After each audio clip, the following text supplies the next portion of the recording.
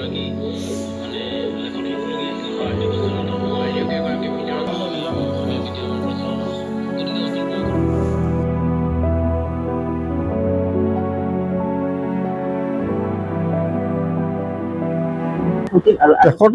চনৰ পৰাই মই এইটো শুনি আছোঁ, তেতিয়াৰ পৰাই শুনি আছোঁ, এতিয়া আজিলৈকে এতিয়ালৈকে ভাল লাগে, জ্ঞান পাওঁ, বহুত জ্ঞান দিয়ে, এতিয়া বহুত জ্ঞান আছে, বহুত জ্ঞান দিয়ে, ভাল লাগে।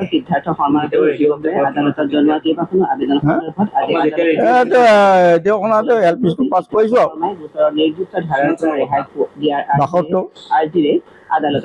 72 তদুপৰি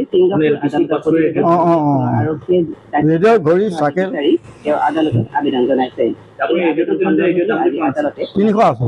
ইপিনে সিদ্ধাৰ্থ শৰ্মাই আন এজন দামটো কম হয়। টেলিফোন কেন ৰেডিঅ'টোৰ নাম টেলিফোন কেন, 4টা বেটেৰী ধৰে, 5 টকাহে লয়। আবেদন দাখিল কৰিছিল।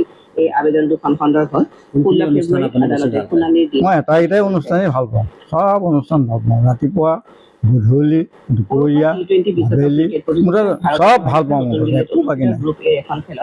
বেয়া লাগে খেল আৰম্ভ কৰি নহ'লে বেয়া লাগে। অঁ লৈ থাকোঁ, লৈ যাওঁ আৰু সৰুকৈ লগাই বেট ধৰাৰ আমন্ত্ৰণ নাইকিয়া হ'ল, ৰেডিঅ' নাই আজিকালি। 9 ৰান সংগ্ৰহ কৰে। ভাৰতৰ হৈ ঈশান কিষাণ ইয়াৰ লগে লগে ঈশান টি20 বিশ্বকাপ ক্ৰিকেট প্ৰতিযোগিতাৰ ইতিহাসত মই এইটো শুনো, মই টিভি নাচাওঁ, ৰেডিঅ' শুনো,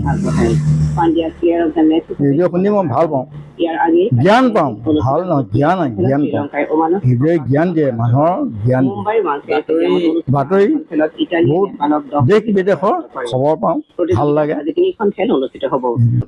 প্ৰধানমন্ত্ৰী মন কী বাতটো শুনি খুব ভাল লাগে, খুব বৰ ধুনীয়া ধুনীয়া কথা কয়, মানে জ্ঞানৰ কথা কয়, খুব ভাল লাগে। স্বচ্ছ ভাৰত প্ৰধানমন্ত্ৰী মন কী বাতটো ৰখি থাকোঁ, সেই অনুষ্ঠানলৈ মই ৰখি থাকোঁ। আপোনালোকে পুৱাৰ আঞ্চলিক বাতৰি শুনিছে, আকাশবাণী কিন্তু বাতৰি শুনি আছোঁ। এতিয়া আহক আজি গুৱাহাটীৰ পৰা প্ৰকাশিত বাতৰি কাকতসমূহৰ প্ৰথম পৃষ্ঠাৰ বাতৰি চকু ফুৰাওঁ পৰিস্মিতা দিহিঙীয়াৰ সৈতে। নতুনত এতিয়া ল'ৰা ছোৱালীয়ে ৰেডিঅ' বেয়া পায় যে, এতিয়া ল'ৰা ছোৱালীক লাগে এটা মোবাইলহে সিহঁতে ভাল পায়, ৰেডিঅ' মানে ভাল নাপায় আৰু অলপ শুনে আৰু শুনি আছোঁ। কেন্দ্ৰীয় মন্ত্ৰীসভাৰ সচিব মই এই দুখন নাটক শুনিছিলোঁ, মোৰ আজিও মনত আছে দেই, আৰু শুনিছোঁ নাটক, এই মনত নথকাবোৰ মানে বৰকে হেৰি নকৰোঁ, এই মনত থকাতে 35 কিলো সোণৰ নাটক এখন দিছিলে আৰু ভগা জেওৰা নাটক শুনিছিলোঁ। এই দুখন নাটক মনত থাকে, বাকীবোৰ মনত নাই। দুখন নাটক 35 কিলো সোণৰ নাটকখন দিওঁতে সেই প্ৰথম ৰেডিঅ'টোতে শুনা, প্ৰথম ৰেডিঅ'টোতে শুনা, টেলিফোন কেন পৰিৱৰ্তন যাত্ৰাৰ সময়ত বিমুখীন হোৱাৰ বাতৰিটো আমাৰ কাকতে প্ৰকাশ কৰিছে। বাতৰিটো আজি এইটো বেয়া হৈছে, এইটো আকৌ এটা আনি আৰু হাত দাঙি লওঁ। মই আকৌ এটা আনিম বুলি ভাবিছোঁ, জ্ঞানেশ কুমাৰৰ মই যিদিনাখনে মই সেইদিনাখনে কংগ্ৰেছ নেতা জিতেন্দ্ৰ সিং আৰু ভূপেশ বাঘেলক মুখ্যমন্ত্ৰী ডক্টৰ হিমন্ত বিশ্ব শৰ্মাৰ থাকিব নোৱাৰি, সেইটো নহ'ল থাকিব মন্তব্য ক'ৰবাত চাইকেলত গ'লেও মানে মোনাত ভৰাই শুনি শুনি গৈ থাকোঁ। দৈনিক বাতৰি কাকতকো মানহানি সূচক বাতৰি পৰিৱেশনত বাধা আৰোপ কৰিছে।